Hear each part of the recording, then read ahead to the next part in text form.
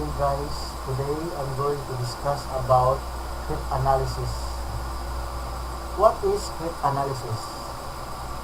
Cryptanalysis is the study of ciphertext, ciphers, and cryptosystems with the aim of understanding of how they work, and finding and improving techniques for defeating or weakening them.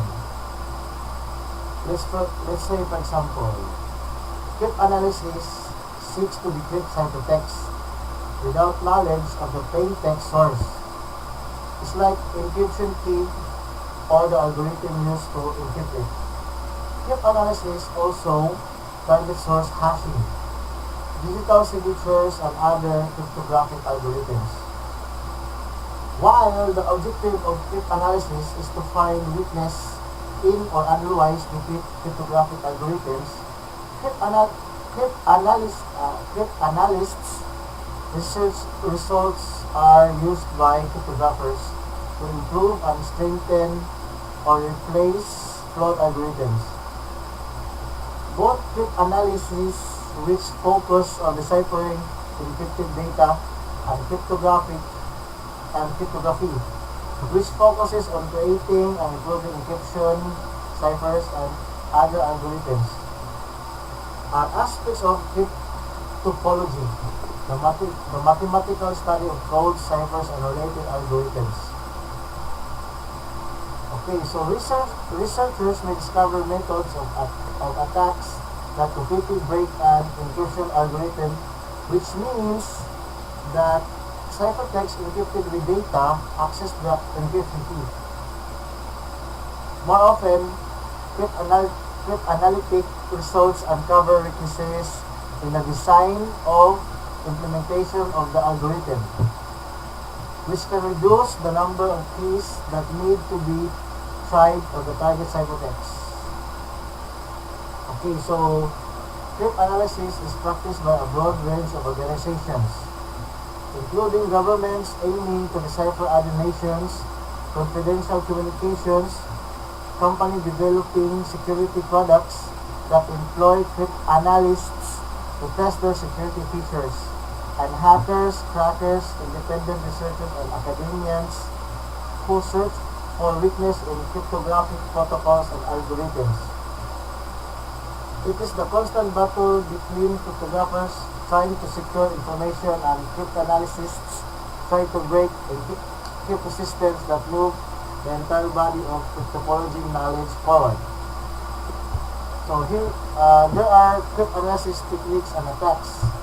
There are many different types of cryptanalysis attacks and techniques, which vary depending on how information the analyst has about the ciphertext being analyzed. Okay, so here are some cryptanalysis techniques and attacks.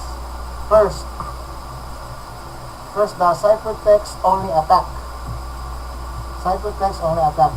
The attacker only has access to one or more encrypted messages but knows nothing about the plain text data, like the encryption algorithm being used or any data about the cryptographic key being used. So this is the type of challenge that intelligence agencies often face when they have intercepted encrypted communication from an opponent or attackers. The second, this may have access to some or all the plain text of the ciphertext. The analyst's goal in that case is to discover the key used to encrypt the message and decrypt the message. Once the key is discovered, an attacker can decrypt all messages that had been encrypted using the key. Linear cryptanalysis is a type of non-plain text attack that uses a linear approximation to describe how a block cipher. Non-plain text attacks depend on the attacker being able to discover or guess some of the encrypted message, or even the format of the original plain text. It's like the attacker is aware that a particular message is addressed to or about a particular person. The person name may be suitable non-plain text. The third is a chosen plain text attack. The analyst either knows the encryption algorithm or has access to the device used to do the encryption. The analyst can encrypt the chosen plain text with the targeted algorithm to derive information about the key. Fourth, a differential cryptanalysis attack is a type of chosen plain text attack on block ciphers that analyzes pairs of plain text rather than single plain text. So the analyst can determine or analyze how the targeted algorithm works when it counters different types of data. Fifth attack is the integral cryptanalysis attack. Similar to differential cryptanalysis attack, but instead of pairs of plain text, it uses sets of plain text in which part of the plain text is kept constant but the rest of the plain text is modified. This attack can be especially useful when applied to block ciphers that are based on substitution permutations networks. 6. This is a side channel attack. It is information collected from the physical system being used to encrypt or decrypt data. Successful side channel attacks use data that is neither the ciphertext resulting from the encryption process nor the plaintext to the encrypted data, but rather may be related to the amount of time it takes for a system to respond to specific queries, the amount of power consumed by the encrypting system, or electromagnetic radiation emitted by the encrypting system. 7. Attack. This is a dictionary attack.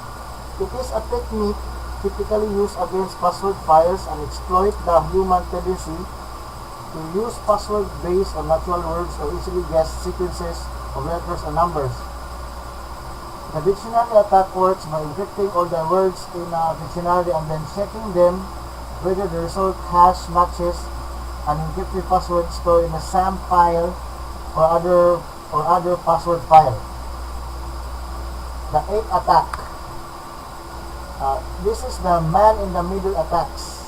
Occur when cryptanalysis finds way to insert themselves into the communication channel between two parties who wish to exchange the keys for secure communication via asymmetric or public key infrastructure.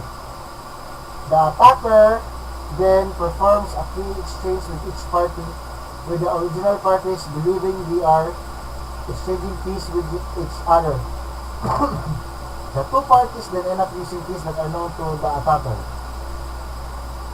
So, those are the 8 types of attacks of cryptanalysis.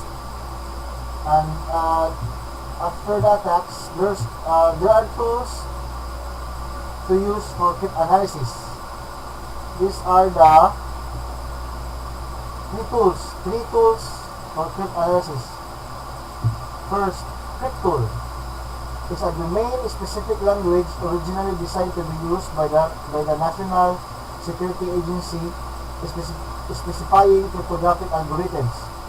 CrypTool is published under an open source license and available for public use.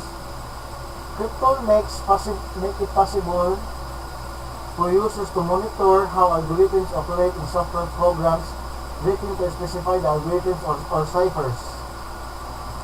Second, CryptoBench.